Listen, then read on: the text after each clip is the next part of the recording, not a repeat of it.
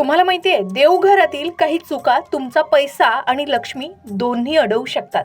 होय, वास्तुशास्त्रानुसार या चुका वेळीच सुधारा, नाहीतर घरात सुखसमृद्धी येणं कठीण होऊ शकतं.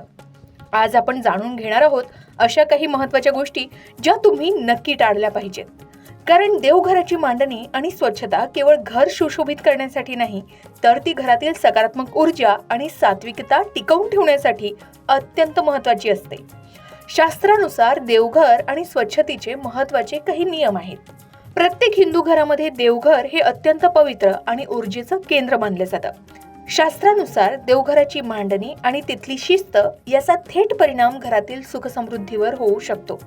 घरामध्ये सकारात्मक ऊर्जा टिकून राहावी आणि कधीही पैशाची कमतरता भासू नये यासाठी विशिष्ट नियमांचं पालन तितकंच आवश्यक आहे. जसे स्वच्छतेचं नियोजन आणि वेळ.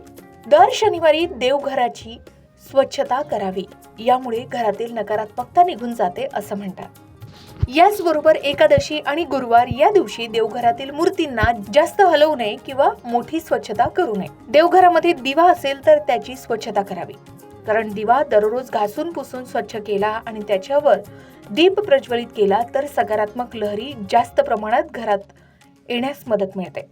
जुन्या मातीवर किंवा तेलकट दिव्यावर पुन्हा ज्योत लावल्याने नकारात्मकता सुद्धा येऊ शकते. यामुळे कर्जाचा डोंगरही वाढू शकतो असं सांगितलं जातं.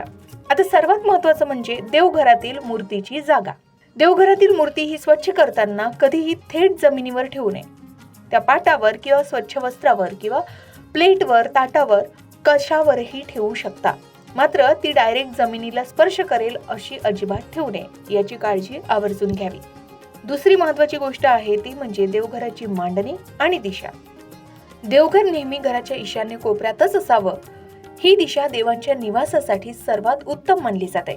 जर देवघर ईशान्य दिशेला ठेवणं शक्य नसेल तर त्याचा एकमेव नियम म्हणजे देवघर कुठेही स्नानगृह किंवा शौचगृहाच्या वर किंवा खाली असू नये. हा एक नियम आवर्जून पाळावा. पूजेची जागा जिथे सूर्यप्रकाश येतो अशा ठिकाणी असावी. उत्तर दिशा सुद्धा योग्य मानली जाते. आपण तज्ञांच्या सल्ल्यानुसार आपल्या देवघराची जागा निश्चित करू शकता. त्याचबरोबर देवपूजा करताना आपलं तोंड पूर्वेकडे किंवा उत्तरेकडे असावं, याची काळजी घ्यावी. देवघरात एकाच देवाच्या 2 मूर्ती समोरासमोर किंवा शेजारी ठेवू नयेत. याचबरोबर दुपारच्या वेळी आणि रात्री देवांच्या विश्रांतीसाठी देवघराला पडदा लावावा. देवघरात शंख आणि घंटा असणं शुभ असतं. पूजेच्या वेळी घंटानाद केल्यानं नकारात्मक लहरी सुद्धा नष्ट होऊ शकतात. त्याचबरोबर पूजा करताना जमिनीवर न बसता लाकडी पाटावर किंवा लोकरीच्या आसनावर आवर्जून बसावं. देवाला रोज सात्विक नैवेद्य दाखवावा. नैवेद्य दाखवल्यानंतर तो तिथेच तासनतास ठेवू नये, तर काही वेळाने तो प्रसाद म्हणून ग्रहण करावा. आपण देवघराची कधीही स्वच्छता केली तरी स्वच्छता झाल्यावर संपूर्ण देवघरात गंगाजल शिंपडावं, यामुळे सात्विकता वाढते. त्याचबरोबर रोज सकाळी आणि संध्याकाळी घरात कापूर जाळावा. यामुळे वास्तुदोष आणि पितृदोषही दूर होतो. आता कापूर जाळल्याने आपल्या घरामध्ये काय घडू शकतं या संबंधित वेगळा व्हिडिओ तुम्हाला आमच्या चॅनलवर पाहायला मिळेल. त्याचबरोबर देवाला वाहिलेली आदल्या दिवसाची फुलं ही सकाळी लवकर काढून टाकावीत. ती घरात तशीच ठेवू नये आणि देवावर तर ती अजिबात तशीच ठेवू नये. आणि सर्वात महत्त्वाची गोष्ट म्हणजे देवघर हे कधीही पूर्ण अंधारात ठेवू नये. रात्री तिथे एक छोटा दिवा किंवा 0 वॅटचा बल्ब आवर्जून चालू ठेवावा. आता देवघरात दररोज किमान एक तरी कापूर अवश्य जाळावा. कापुराच्या सुगंधामुळे आणि प्रज्वलित होण्यामुळे घरातील वास्तुदोष आणि पितृदोष शांत होण्यास मदत मिळते. तर देवावर श्रद्धा ठेवावीच. श्रद्धेसोबतच या छोट्या कृती केल्यानेही मनाला शांती मिळते आणि घरामध्ये आनंदी वातावरण निर्माण होऊ शकतं. या नियमांचं पालन करून आपण देवघर नेहमी स्वच्छ आणि सुंदर ठेवावं. यापैकी तुम्ही कोणत्या नियमांचं पालन आधीपासूनच करत आहात किंवा तुम्हाला नवीन काही समजलंय? कमेंट करून नक्की सांगा. तुमची पूजा करण्याची वेळ सकाळी सूर्योदयाची असेल तर तेव्हा कापूर जाळल्यानं सुद्धा आपल्या सकाळच्या व्यायामासाठीही एक प्रसन्न वातावरण तयार होऊ शकतं. हे साधे सोपे उपाय आहेत जे देवघरातील प्रसन्नता टिकवून ठेवतात.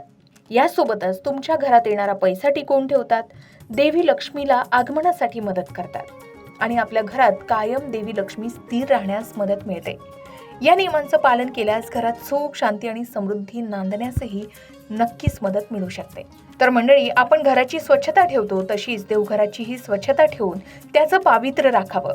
मात्र त्यात आठवणीने काही नियम आवर्जून लक्षात ठेवावे. याबद्दल तुम्हाला ही माहिती कशी वाटली कमेंट करून नक्की सांगा.